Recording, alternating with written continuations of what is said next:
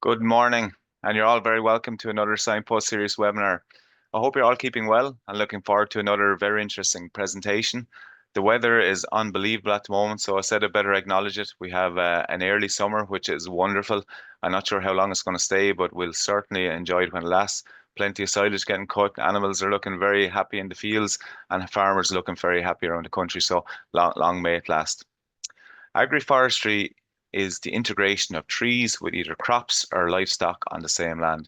It aims to achieve additional benefits in comparison to keeping agriculture and trees separate, but how does this benefit animal health and welfare? And we're delighted to be joined this morning by Teagasc Forestry Research Officer Dr. Ian Short, and also livestock researcher with the Organic Research Centre in the UK, Dr. Lindsay Whistance. Good morning, Ian. Good morning, Lindsay. How are you keeping? Good morning.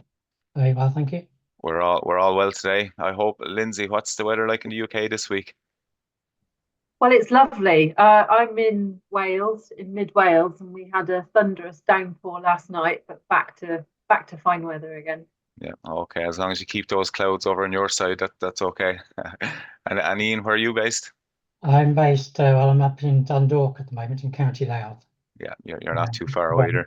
Good here. Excellent. And we're also joined by Teagasc Forestry Advisor and Coordinator with the AF for EU Horizon Project, John Casey, who's going to help me out with questions today. Good morning, John. How are you? Great, Cathal, and yourself? Good, not a bother, John. Where are you based this morning, John? I'm in sunny Mallow. It's beautiful today. Really nice. Yeah. I think I know we talk an awful lot about weather, but I think it needs we need to when it comes good. It's a pep in the step. Yeah. So Lindsay, you're a research officer with your livestock research officer, and I suppose the first thing I'll ask you, Lindsay, is what interests you in agroforestry? Yeah, that's a good question. My main driver is looking at livestock systems that give the animals a life worth living. And at the Organic Research Centre, we've had an agroforestry programme for a long time. And some of my colleagues back in the day asked me to contribute something on animal welfare. And the more I looked at it, the more I realised that in systems, trees bring a huge number of benefits to livestock. And I won't say it's my only area of research, but it's certainly the dominant area of research simply because there are so many things that they can bring. Yeah. And Ian, something similar for you, just to kick off, your background is mainly forestry. What piqued your interest in tipping into agroforestry? Well, when I was at school, I was looking for what degree I would do. And I went for an interview in Wales, in University of Wales in Bangor, to do a forestry degree. And while I was there, a lecturer, Terry Thomas, asked me about agroforestry. So I went to an agroforestry interview, and it was just fascinating topic, and that got me into agroforestry. And I've had that interest ever since. Yeah, excellent.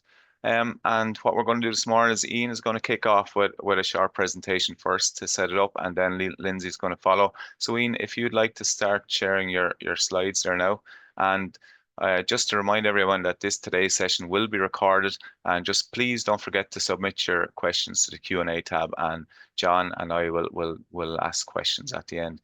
And so once you share there, Ian, and just also to remind everyone that there is obviously the Signpost Series webinar is available on the Teagasc website to view again, but it's also in podcast version, so feel free to listen to it when you're out about and on the move in the tractor or the car or the Jeep or wherever you may be going. So that's all good, Ian. So I'll let you off then. Okay, that's great. Well, thank you very much, and good morning, everyone. So my name is Ian Short, and I'm a forestry researcher here in the Teagasc Forestry Development Department. My research interests include applied and alternative silviculture, continuous cover forestry, agroforestry, and knowledge transfer. And this morning, I'm delighted to provide a very brief introduction to agroforestry before we get into the main part of the webinar. So we'll begin with the question, what is agroforestry? Well, the EU defines agroforestry as land use systems in which trees are grown in combination with agriculture on the same piece of land. But put simply, agroforestry is farming with trees, particularly where there are significant interactions between the tree and the agriculture components. Now, there's two main types of agroforestry: silvopastoral, which is when you've got trees with a livestock system, such as dairy or dry stock, sheep, pigs, or poultry. The example shown there on the left is from Loughgall, and it's an experimental site. And then there's silvoarable, which is trees with a tillage or horticultural system. An example on the right there is rows of coppice providing shelter to the adjacent horticultural crops. So agroforestry in Europe is quite common. There was a project done, an EU-funded project called the Ag-Forward project, that estimated, using the land use and land cover survey data, the Lucas data from 2015, that there is 15.4 million hectares of agroforestry in Europe. And that's nearly 9% of the utilised agricultural area. And by far the most important agroforestry was silvopastoral, with 15.1 million hectares.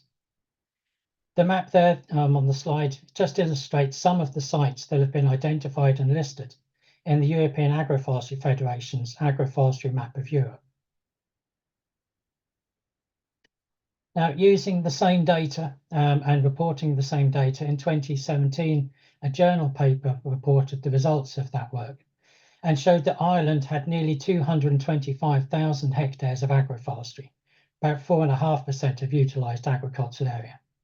Now, this was all categorised as silvopastoral and specifically bocage. A bocage is categorised as consisting of small pastoral fields surrounded by trees and hedgerows. And in Ireland, this is an artefact of historical land use management. So we have had agroforestry historically, but agroforestry itself as a field of study is relatively new.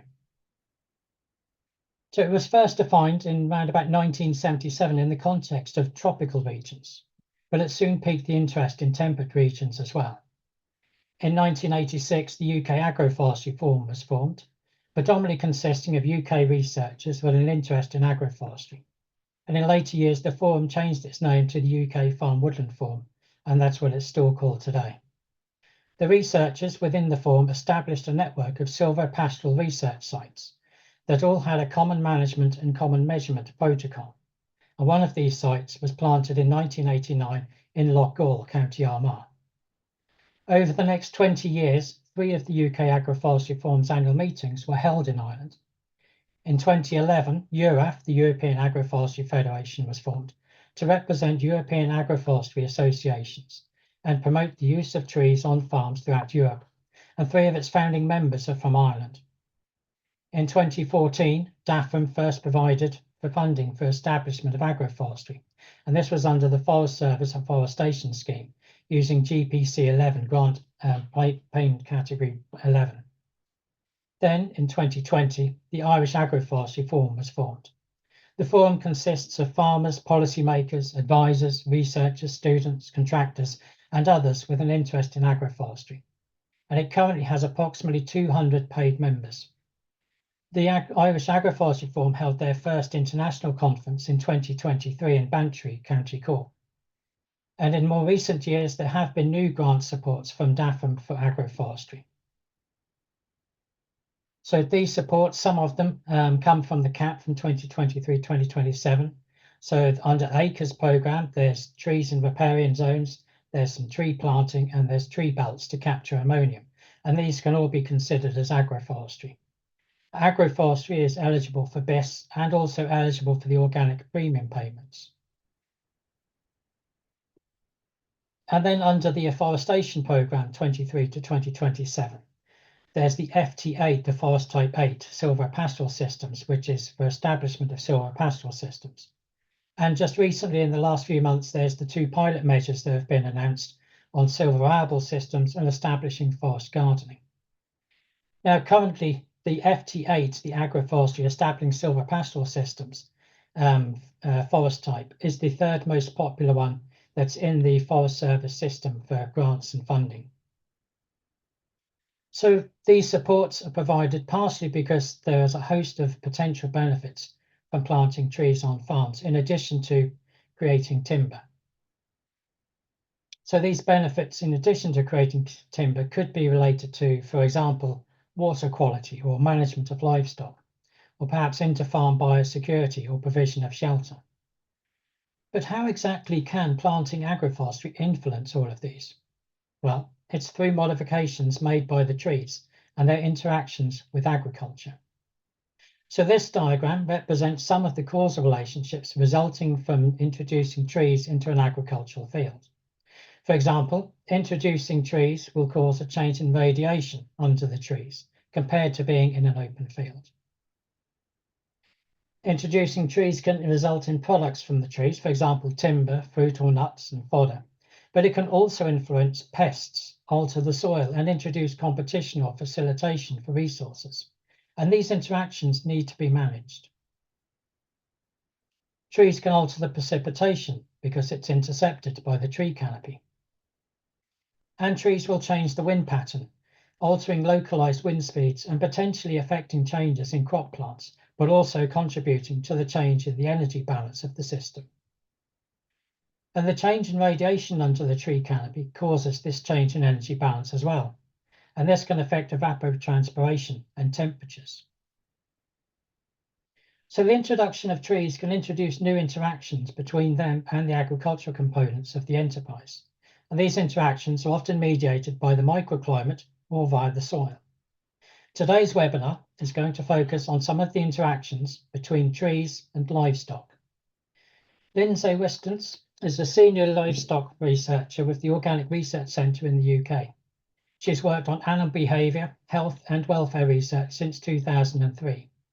Her research interests include human-animal relationships and the role that diverse species-rich environments can play in offering high welfare conditions as well as food and medicine for domestic animals.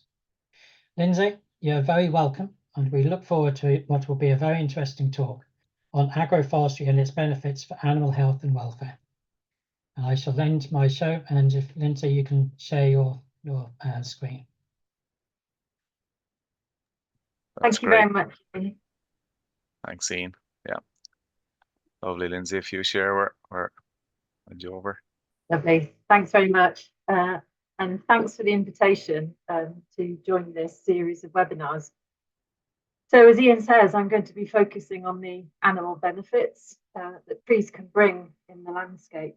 So when we talk about animal welfare, when I talk about animal welfare, I want to really point out that it has three major components. So clearly we need to talk about the physiological health of the animal.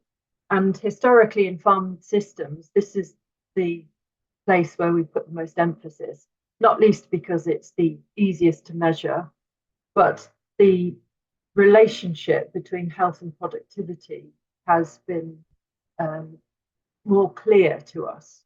So this is where in the past we've put most of our efforts. But really, there are three components to animal welfare, and that also includes the emotional health of the animal and their ability to function as a member of the species that they were born to be. And we now have a much better understanding of thwarting some animal behaviours, which we call animal needs, can lead to emotional distress and then impact on the animal's physiological health. So in the round, when we talk about animal welfare, we should be considering all three of these elements. And here I'm going to be talking about the benefits that the trees bring to these three aspects of welfare. Before I go into the animals themselves, I'm just going to mention that the benefits, whilst they can be direct benefits, they can also be indirect benefits by having the trees within the landscape itself. Now, Ian has just touched on a few of those components. So here I've collected a selection of slides where we can see in the top left-hand corner the only bit of grass available in this summer of 2018, which was an incredibly dry year. This is under the tree, so there are a few forbs in the foreground, but everything else is bone dry. And the farm behind this photograph has just sold its livestock. He's gone through his winter feed already and has got nothing left, and that farm was then empty of stock for the rest of the year.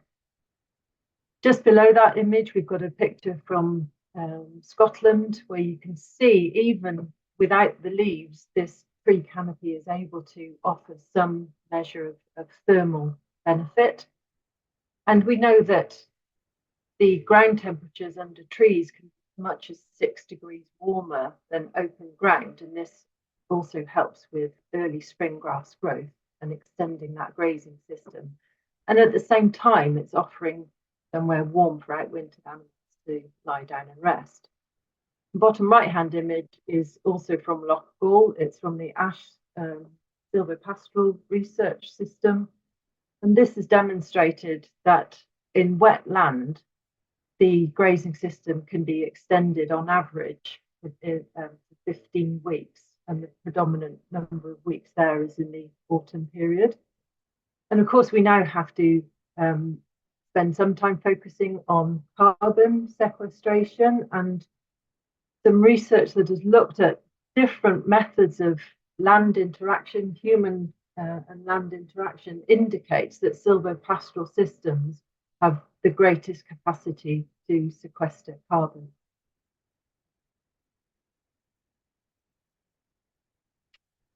So the first thing I'm going to talk about is the emotional health of animals. And we know that trees do bring some benefits for social relationships. Most of this research has been done on cattle, but we find that they are more cohesive. They stay more closer together in silvopastoral systems when compared to open pasture, and they show much less negative interactions. So in amongst trees, their negative interactions, so butting, pushing, those kinds of behaviours, are around 20% of total social behaviours, whereas on open pasture, this is around 60% of their social behaviours. There's more social licking, and we know that social licking, or the licking of another animal, brings the receiver's heart rate down, so it has an additional calming effect.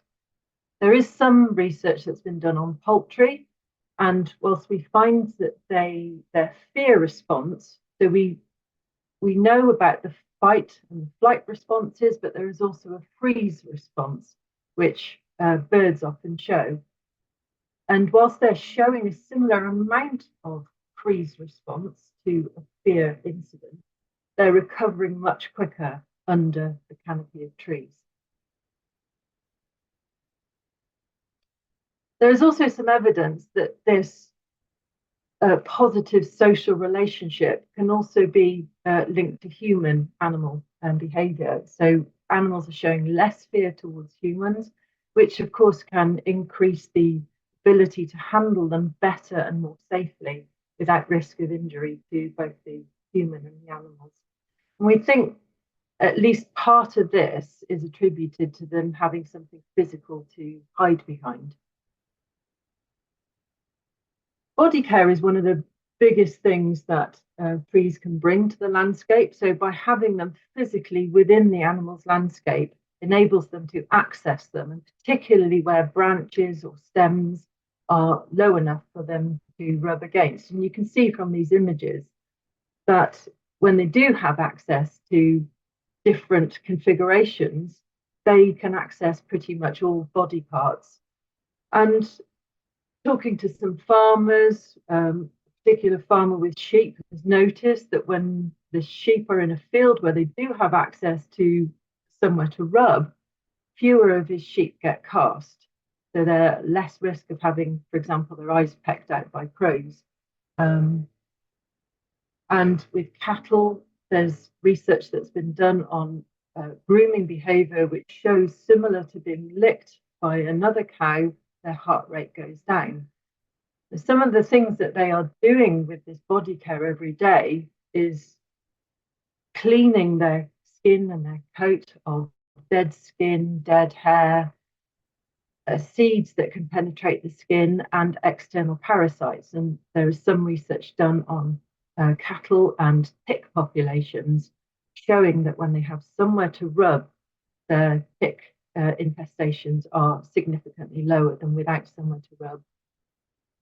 And in terms of climate change, the cleaning of the skin enables them to maintain better temperature regulation. And again, for cattle, this is particularly important because our Bos taurus species are less able to sweat. So their sweat functions are not as good as Bos indicus cattle. So having that clean coat becomes increasingly important to them in hot weather.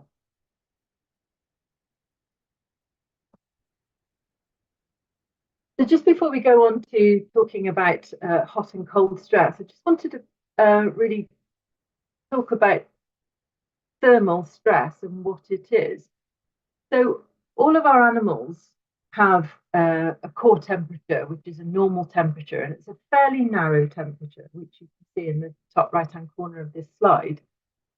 And when we say they're in a thermoneutral zone, this is where their core temperature is maintained, but where metabolic rates are low.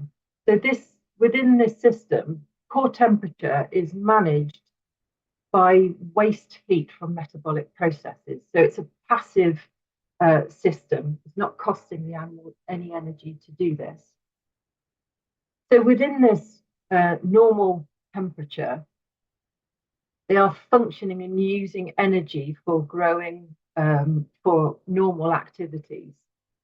And on the outside of each of these temperatures, so when they get to the lower critical temperature or the upper critical temperature, they're now having to employ other mechanisms, so either generating heat or trying to stop heat.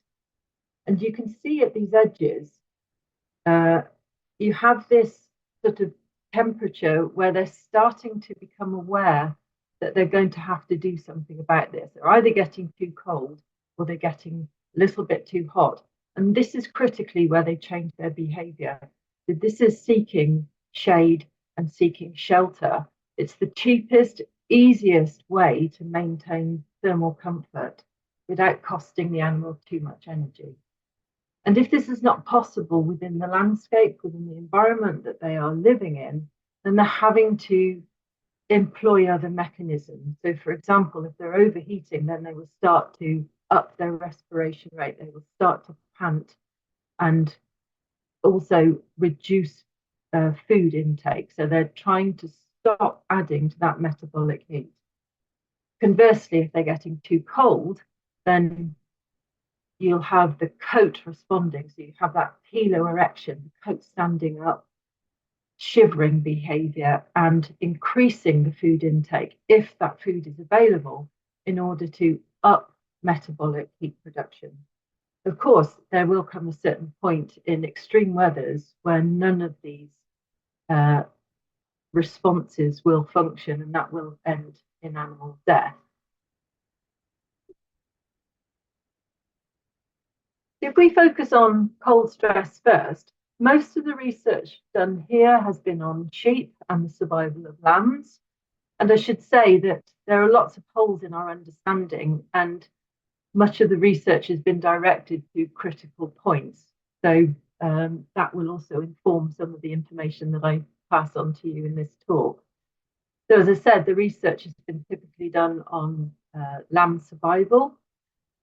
So lambs have very little energy reserves. They're not able to generate any metabolic heat when they're born. They're born cold or they're born wet, so they can lose around 10 degrees of body heat in the first half hour of life, unless the mother is able to clean them, lick them, get them standing and get them suckling in pretty short order. If the ewe has multiple lambs, then it becomes even more critical, and the landscape plays an increasingly important role in these scenarios. So we say that around 30% of lamb deaths can be prevented by good shelter. And we also know that if the shelter looks after the ewe as well, so it's not too far for her to travel for food and water, she's more likely to stay closer to the shelter, enabling the lamb to benefit from that, because when she moves away, she takes the lamb with her. And research has shown that if you can keep the ewe in amongst the shelter for at least a day for singles and up to 3 days for multiple births, then it also improves the dam-lamb relationship, and that can then improve survival at weaning time. So it has two knock-on effects, beneficial effects. So survival at birth leading to improved survival at weaning. There are some rules of thumb for animals. So for beef animals, here we have this rule of thumb that for every 1 degree they go below their lower critical temperature, they'll need around 2% extra energy for maintenance purposes. So the average, let's say, beef animal with a dry coat, a good winter coat, its lower critical temperature is around 0 degrees. But when we add rain into that mix, its lower critical temperature can rise to 15 degrees. So you can see already a wet animal is going to need around 30% extra feed.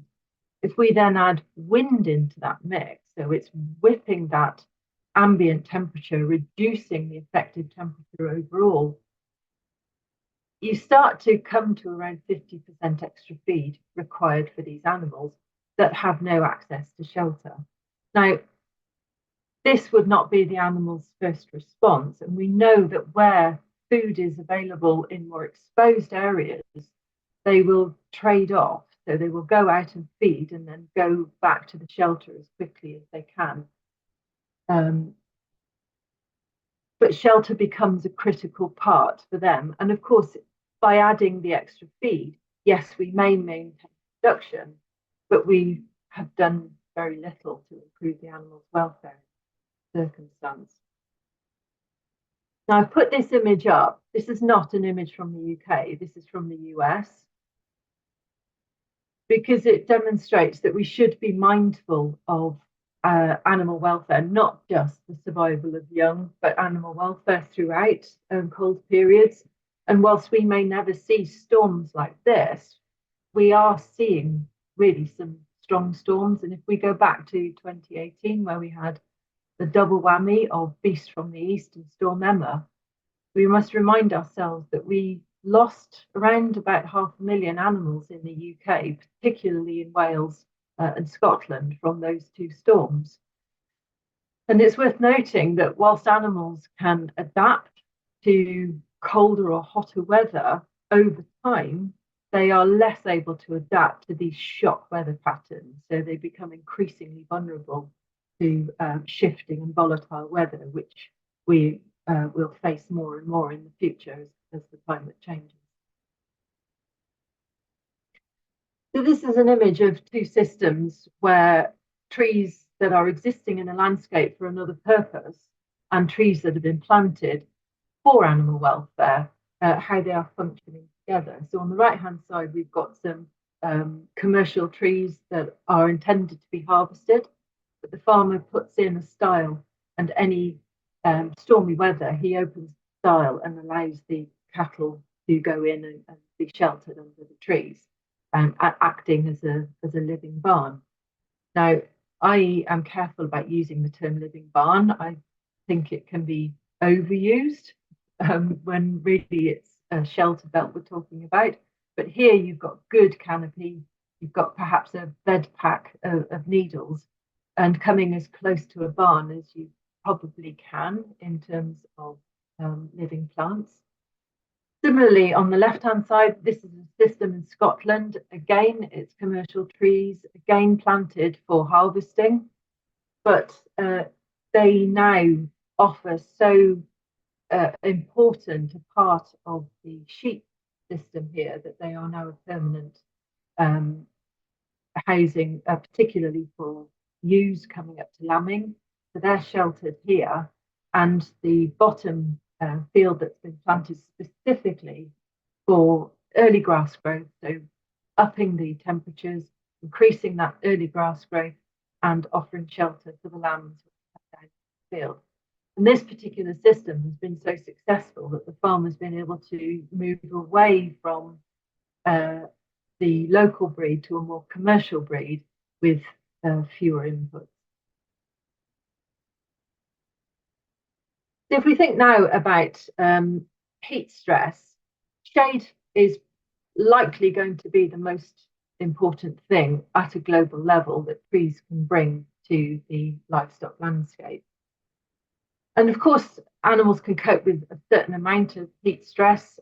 They can recover in the cooler periods, but it's worth noting that this cooler period is typically nighttime, and the climate scientists are forecasting that this nighttime cooling is going to be lost as we move more seriously into climate change. And we don't yet know what that accumulative heat stress is going to do to livestock, even at these milder temperatures. So that's something we're going to have to understand as we move into those changing climate scenarios.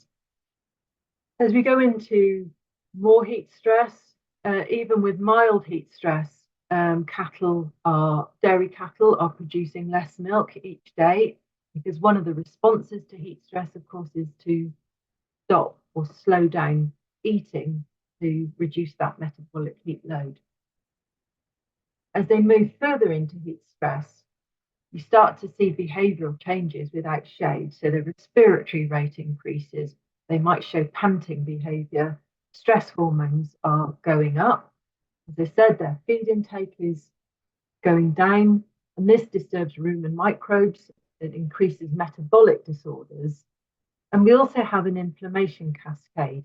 And this is happening because while the gut is closing down, the blood that services the gut and ordinarily holds it as an impermeable system, that blood is now being redirected towards the skin to help with the cooling down processes. And that causes the gut to then become permeable.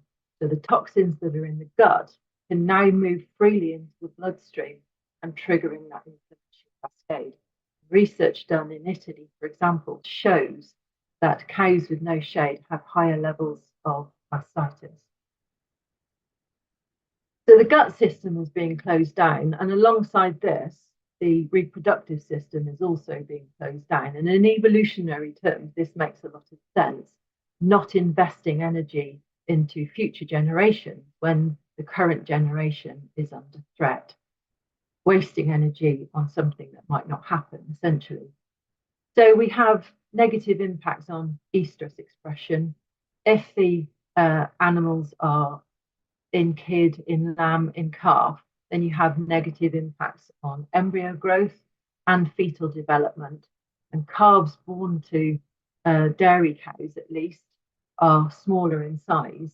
And the cow is then producing milk of an inferior quality compared to a non-heat stress cow. And that includes both the amount and the quality of that, including colostrum too. So the negative scenarios don't end there, sadly. So as I said, we've got smaller calves. They've been compromised through their development. So they're not just smaller in size, but their organ sizes are smaller. And that includes all of the organs that are related to defense mechanisms, including the spleen. And something else that's going on here is a reduction of passive immunity. So we know that there is roughly around 24 hours where the gut is wide open so that the immunoglobulins that they are receiving through the mother's colostrum can move directly through the gut and into the bloodstream, thus transferring this passive immunity. The death of these, the closing of the gut is related to the natural death of these cells. So the gut cells are being replaced by normal gut cells. And so anything then that goes into the gut is being digested rather than transferred into the bloodstream. And what we know about these heat-stressed calves is that the death of these cells are already happening before the calf is born. So this window of passive transfer is much shorter than in calves that are born healthy to non-heat stressed cows. So it's perhaps no surprise that the cull rate is higher for calves that are born to heat stressed cows, and the negative impacts of both to the cow and to the calf can be measured into the third generation. So there is a really long-term knock-on negative effects. And we've not done any kind of economic research in the UK, but in America they have, and they've estimated the cost of heat stress to the dairy industry is now approaching $100 million every year.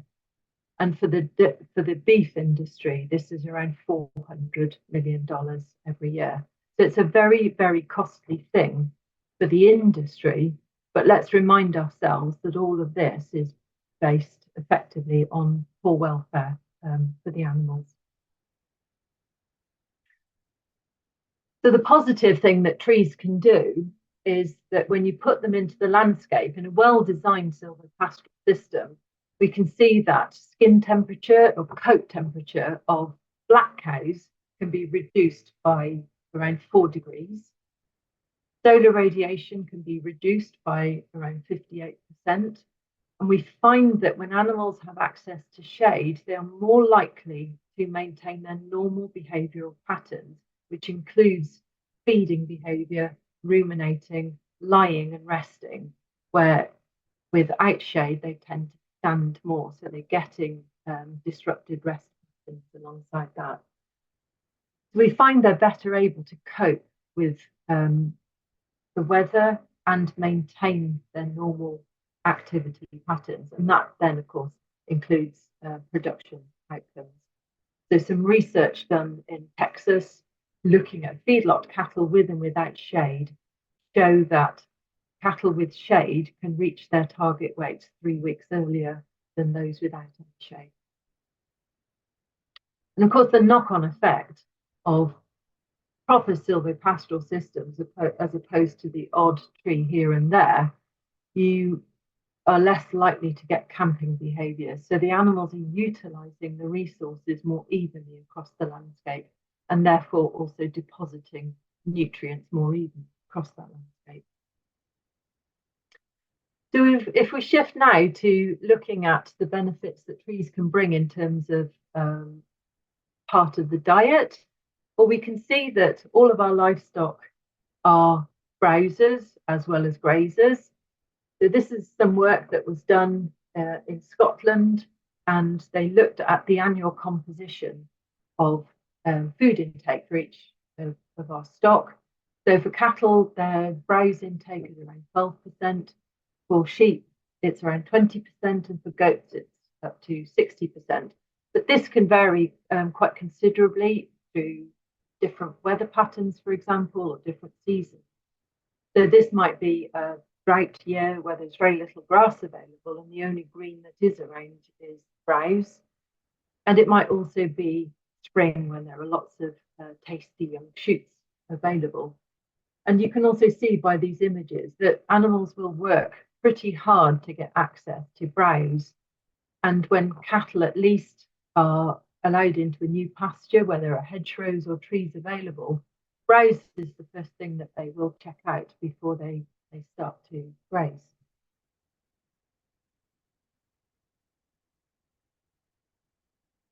So overall, the message is that trees can compare very well to grasses grown in the same landscape. And this is some work that we did, this was published in 2021, looking at energy and protein source of in oak, willow and alder across 2 different seasons from 3 different sites.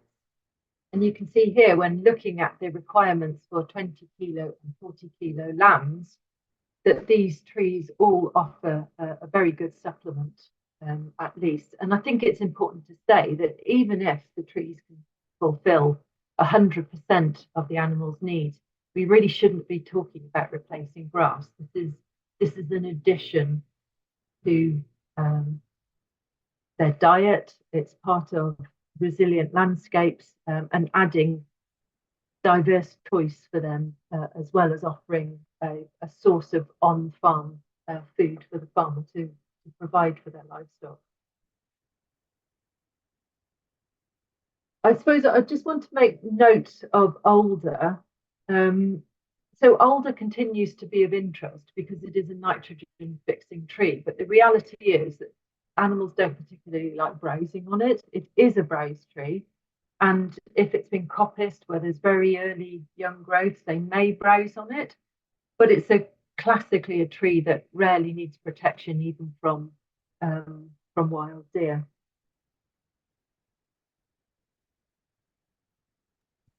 So the one thing that just close on time there, Lindsay. So if you can wrap up anytime soon.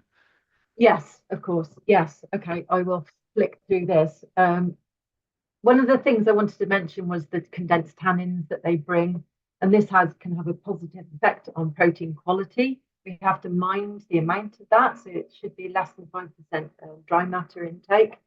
It can help with emissions, so including methane and nitrous oxide.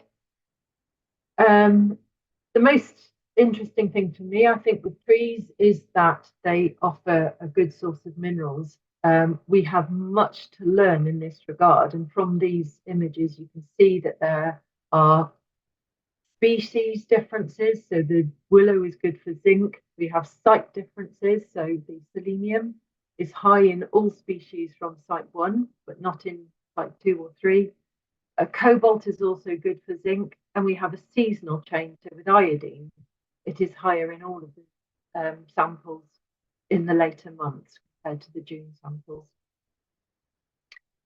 So species is the strongest influence, and season is less important for minerals compared to protein, which is higher earlier in the year. The one thing I did want to say was it looks as if the minerals are sustained over time. So these samples were stored for 9 months, and the mineral content, even though the content of other elements went down, the mineral content stayed stable. And I pulled out these 3. You can see in red in the fresh goat willow, and these are related. So this is phosphorus, calcium, and sulfur.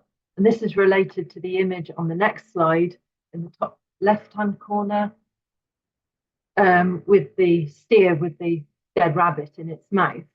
So this is related to animals looking for minerals in the landscape when they're not available either in the plants or not supplemented.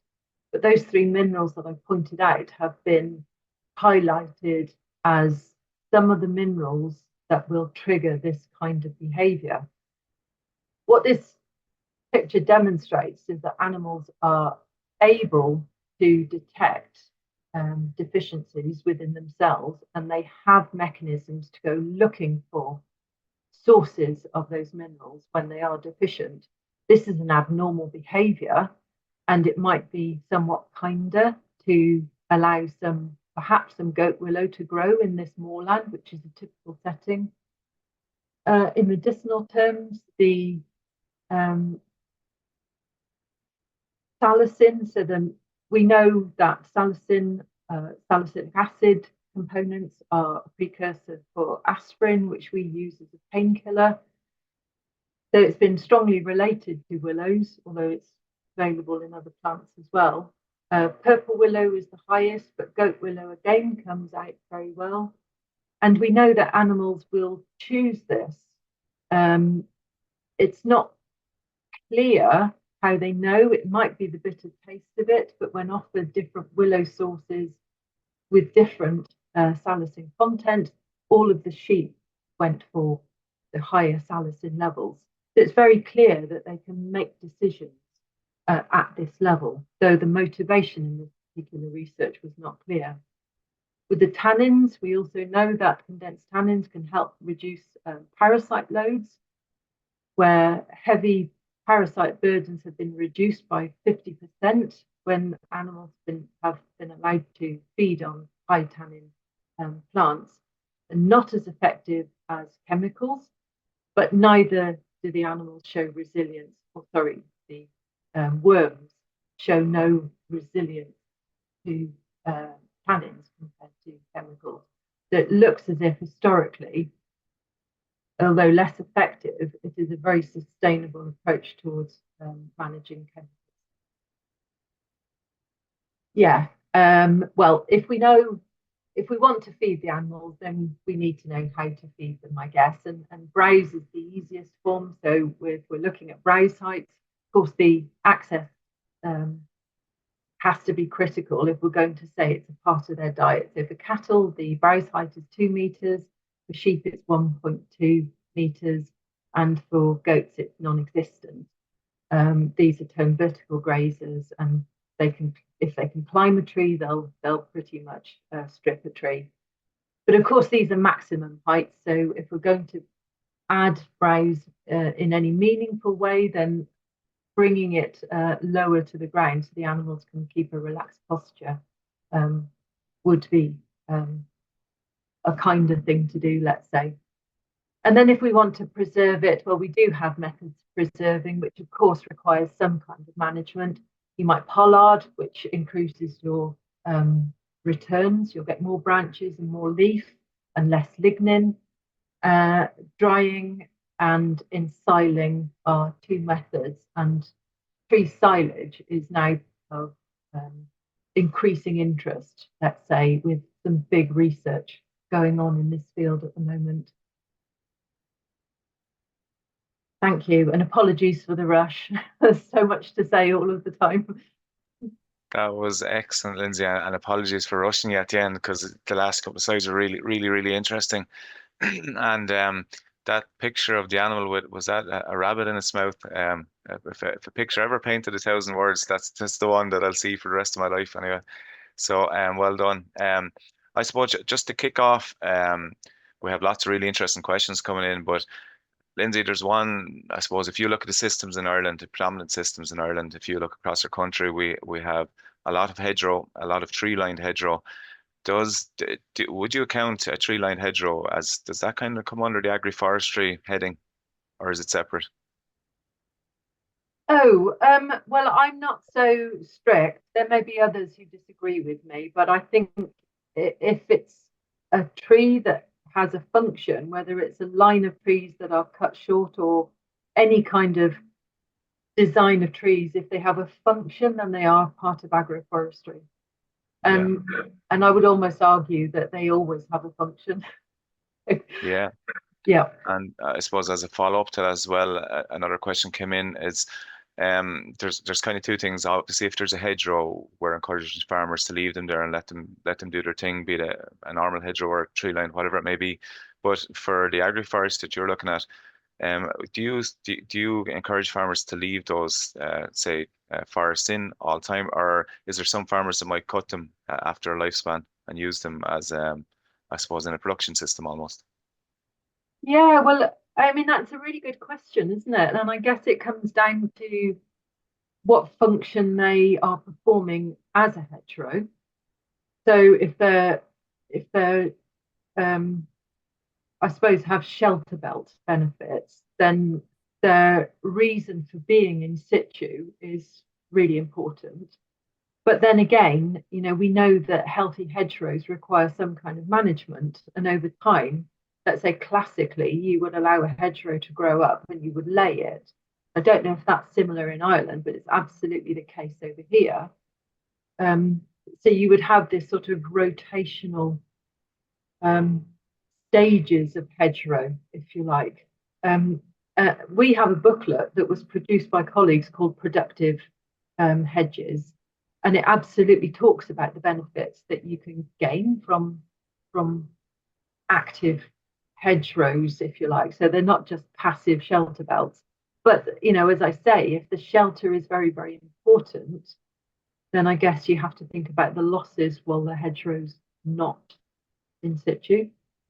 But maybe doing it in sections. Yeah. John.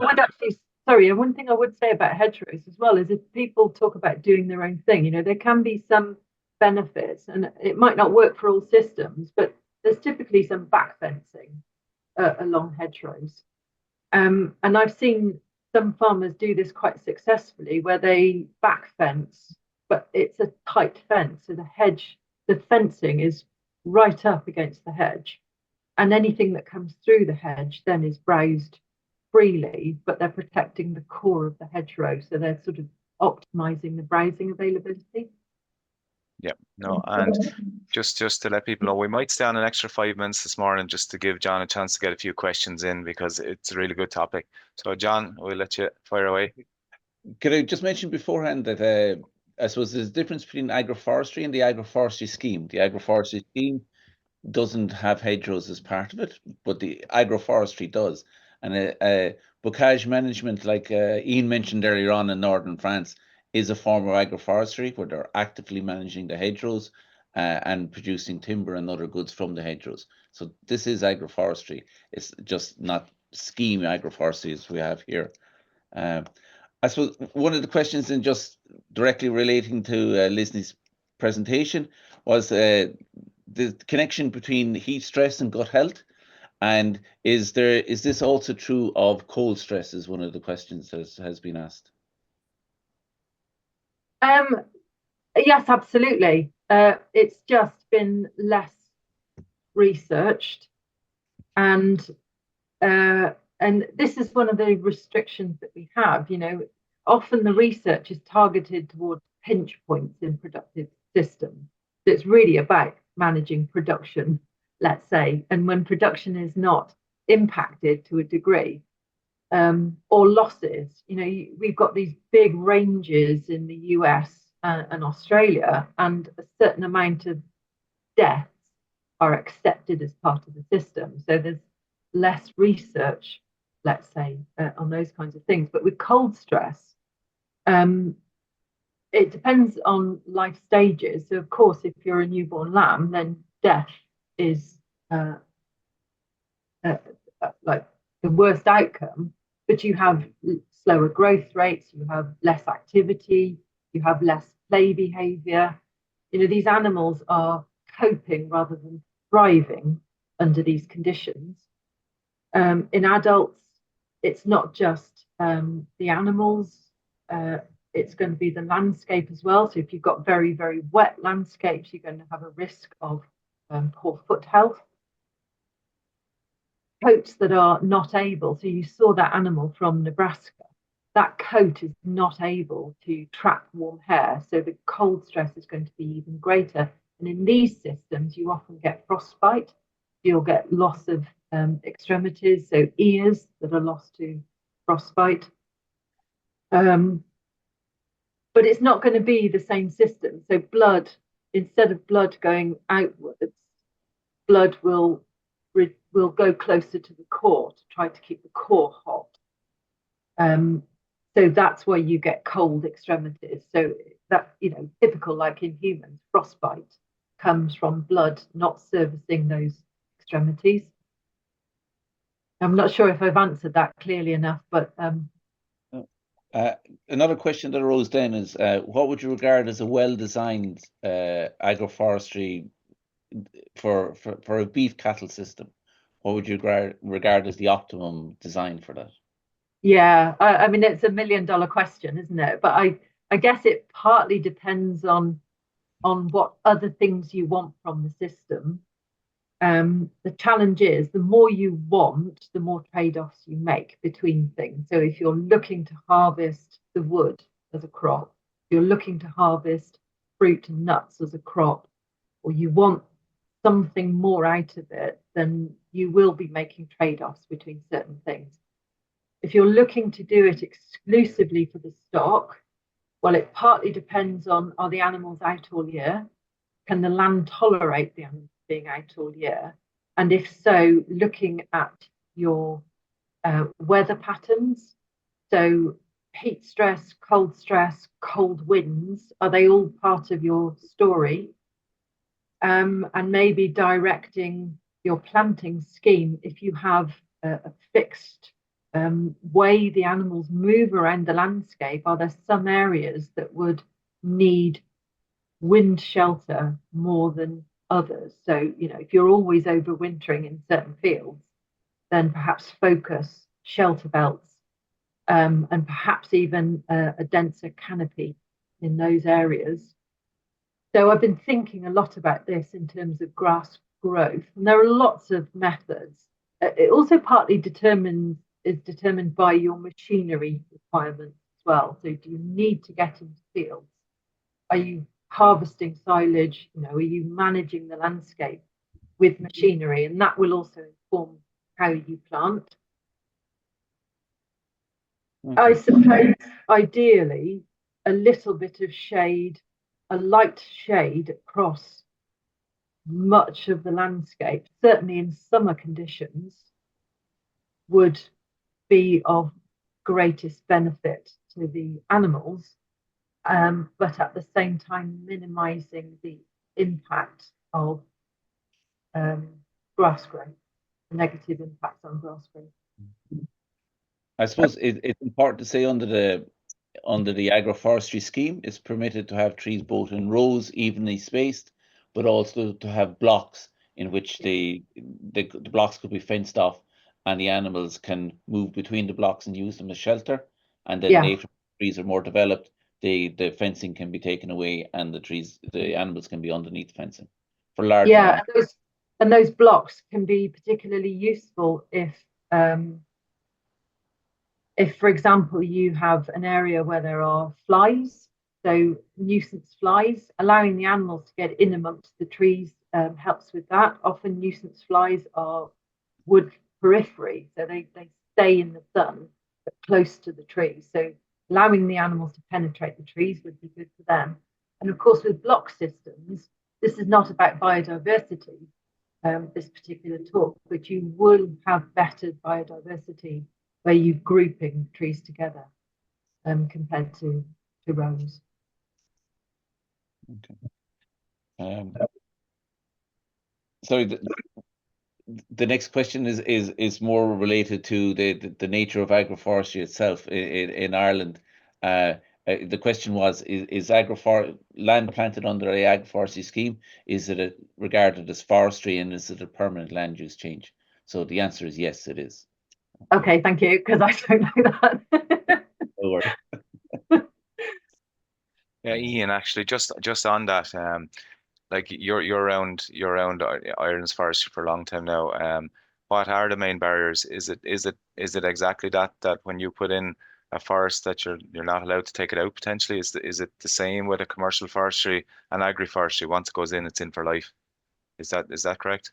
Yeah. So if you plant agroforestry under the agroforestry scheme, it falls then under the Forestry Act. So that land is then categorized as forest land, and therefore must be replanted if it's felled, and also you'd have to have a felling license as well. So it's treated fairly similar to forestry in that respect. Yeah. Do you think that's a kind of one of the main barriers that we have to promoting any type of forestry even? Yeah, we have done some research, and there is the perception that that is a barrier, and I think part of that is that owners may feel that they are limiting future management. Now, limiting both what they can do, but also what their children or whoever succeeds with the farm can do. But it'd be interesting to have a study done looking at what would happen if that replanting obligation wasn't there, whether there would be a great increase in planting, and maybe there would be perhaps an increase in deforestation as well, but whether there'd be that balance met between an increase in planting being more than the deforestation that may occur. Yeah, and just looking at some of the results from your Italian research, Lindsay, that you're looking at, maybe some of our dairy systems that maybe hedgerows have come out over the years might actually benefit from some of the production benefits from animal health. You've mentioned reducing milk. You mentioned actually even estrogen levels, all that kind of stuff, producing new calves and smaller calves. I think this is an important point to make, because I totally understand that having this imposed upon farmers, so the fear of not being able to make a choice, I can clearly see why that might deter some.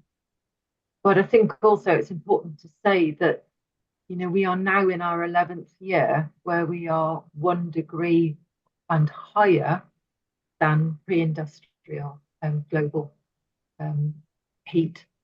So we are now in a period of climate change, and trees are critical in providing shade and shelter. And I'm not sure we've got many years left of business as usual. And so if we can see the benefits of getting trees into the landscape now, then they're not going to go away over time, you know, and it might be that we accept a reduction in what we are now expecting in terms of yield from each field. But, you know, that reduction from the trees being in the landscape may be the difference between getting some crop and no crop moving into the future. Yeah, you know, our world is changing, and I think the more buffers we have in our systems, the better the system will be in terms of resilience over time. Okay. I think the talks like that we've had today are so important in trying to get more trees planted in the country, because whilst the grant is very encouraging, for owners and landowners to be planting trees, we need to be able to demonstrate the additional benefits that trees can bring to their agricultural enterprise, to their bringing bread onto the table, if you like. So I think a talk like that we've had today from Lindsay has been very useful, and I hope the audience has found it very interesting and have seen trees maybe in a different light. I might mention, Cathal, there's been a question about where you get more information about this. So obviously enough, the Teagasc website and the forestry section of it contains a lot of information, both on agroforestry practices, but also some of the research as well. The Irish Agroforestry Forum has an excellent website that covers information as well.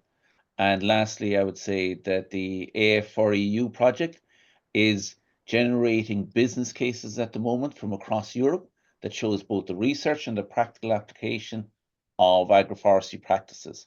And this platform will be up and going in the next couple of months, and it should be a good information resource as well.